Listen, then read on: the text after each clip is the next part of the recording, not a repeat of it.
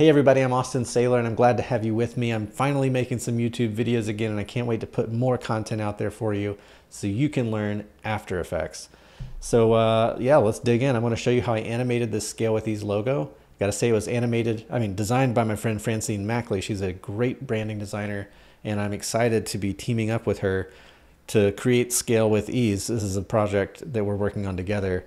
It's a summit, a virtual summit with 20 speakers, and we're talking about how to help you as a freelance digital designer up your game, grow beyond freelance, scale with ease. And I'm not here to talk so much about the summit, but I want to show you how I animated this logo inside of After Effects. So let's dig in here inside of Illustrator. We've got this really beautiful logo. This is the final version.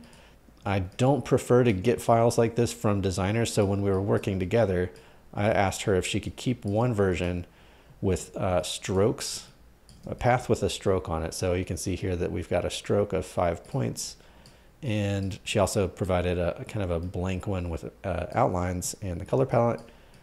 But I'm trying to achieve this nice rounded look in here. You can tell on the strokes, you're not going to get that nice rounded look underneath these terminals where they're ending, and not terminals, where they're connecting there. I'm going to show you how I achieved that in After Effects. So let's go ahead and jump right on over there. So here in After Effects, you can see that I've already animated this, and I'll show you how. This is not a detailed step-by-step tutorial, but I do want to show you how I achieved these things. To start off, I'm going to show you what it takes to do a right-on animation. So I have the pen tool selected. I don't have any layer selected, and if I draw a line out here, we have a stroke of 17 points, and we've got this nice blue. Might as well make it the brand color blue. Oh, I guess it is already. And on this layer, we're going to toggle down, hit this add triangle button, and go down to trim paths. Yay, trim paths. That's my best friend right there. So with trim paths, what we can do is click the end button, and I'm going to make that value 0. You can already see it shrunk that line down. Move this about a second ahead. Add another keyframe by changing the value to 100, and that line draws on. Voila.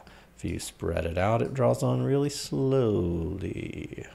Anyways, that is how we achieve the right-on effect for monoline. But again, we don't have just monoline. We've got to make a little nice curvy thing in this guy. So, oh, another thing, might as well show you. You can see there's a little bit of bounce here and there. I'm going to show you 2 ways that I achieved that. The first way is by modifying the keyframes of the path. So I'm actually manually coming in here and select this again. You can kind of see if I go through here slowly, I'm going to scrub through here. This path right here, that starts up high. As it's animating down, I have that keyframe just scooching those 2 vector points on the path down. Same thing over here, except the opposite. They're down low, and over the course of almost a second, maybe half a second, it scoots back up. Got some nice easing on there. If we look at the graph, you can see that we've stretched these lines out a bit, the Bezier handles, to make that nice and smooth, and that just gives us a cool little bounce. Watch that again. Boing, boing. Let's see. Oh, so I did that a couple of times. I've got that on the S and on the L. But if we look at the E, this is kind of cool. Let me go down here and click on it. Toggle this down.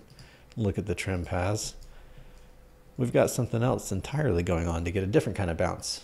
So we select this layer, zoom in. We can see that the line writes on beyond where we want it to actually end up. If we go back to the Illustrator layer, this just kind of stops right there. So in After Effects, I extended this out, and you can extend that out by toggling down into the path. If the path was right here, all you'd have to do is drag it up, but then also make sure that we've got a nice curve to match where the line looks. Where the line should be curving upward to. So how do you achieve that? Now this, let's take a look at the graph editor. And we're looking at the speed graph. I'd rather look at the value graph. Bum, ba, ba, ba. So right here, this is representing this line getting drawn on. It's coming out fast because we got steepness. Slows down just a little bit at the top because it's starting to come out a little more horizontal. If you're not familiar with the graph editor, I don't expect you to, but no, I don't expect you to understand that. But if you do know it, then you know what I'm talking about. But what's kind of cool is you can overshoot by drawing this line on really little bit further, overshoot all the way up to 100%. The value is at 100% at this point.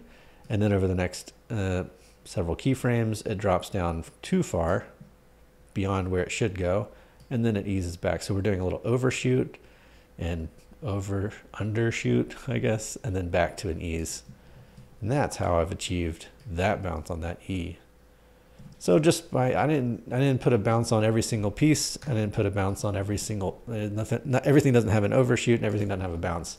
Just trying to make it classy, keep it cool, not do too many crazy things. Anyways, okay, so that's how I did the right on part. And notice that I don't have the width on there.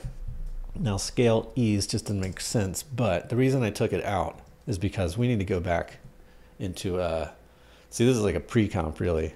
We need to come back out here to where this comp exists. We've got the main animation. Let me zoom out a little. Bum, bum, bum, bum. This scale ease, this is the main animation that we have in here. And then we've got the, these layers right here represent the width that gets animated on. And I'll show you that in just a second. But first I want to show you how I got this smoothed out lettering in here just to look like the Illustrator bit. Smooth, right? Okay, so this is pretty simple, but it was kind of fun to figure out. So I've got an adjustment layer that has a Gaussian blur. And if I just turn off the matte choker, you can see that the Gaussian blur causes this thing to look all fuzzy. But what you can do with this choke matte or matte choker is turn the chokiness. It's kind of, you got to mess with the settings and get it just right.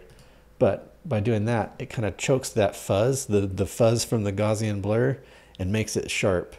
But it's making it sharp outside of where everything was. It's kind of blending in over here. So what's really fun here is, let me zoom in and let's take a look at this E, or maybe any of these little connections right here as they're coming down. Anytime these things start overlapping each other, and without the choke matte, we've got a blur, but the blur starts kind of doubling down in the corners. And then when you put this choker on it, it just creates this nice little curve to it. I'll toggle slowly through here. You can just see every time they cross over each other, they kind of have to curve out a bit to meet each other. It's neat. You can even see it right here in the S when they're really close. If I turn both of these guys off, there actually is a gap there, but because the blur starts blending those colors together, the choke matte's kind of like, oh, we need to actually like get them started connecting. Bloop. This is a way people use, or a technique people use to have blobs kind of bloop into themselves. Actually, I could show that real quick. If I have let's do a circle shape, turn the stroke off, turn the fill on, and duplicate that. So we've got two strokes, or two circles rather. Let's drop these below and animate this one to connect right there. Do it over a longer period of time, put a nice little ease on it. You can see as we toggle through here, they get a little bit closer, get a little bit closer, and bloop. You can see how they start blooping together and make a little nice connection. So that's exactly how I did this with the Scale with Ease logo. Now I had to increase the stroke width a little bit inside of the main animation so that it didn't get too skinny in here. But that is essentially how I got that animation done. And if you're watching this video right when I've posted it, go check out scalewithease.com. We've got 20 speakers teaching you how to level up your freelance career and grow beyond freelance by scaling, by adding products, by building your email list, by getting better clients and charging the money you deserve. So I'd love to have you in there. Otherwise, hope you got a lot out of this animation demo. It was fun to make. And if you want more, I'll be making a lot more videos really soon. So like and subscribe and do all the important stuff because you don't want to miss this stuff. It's good. All right, later.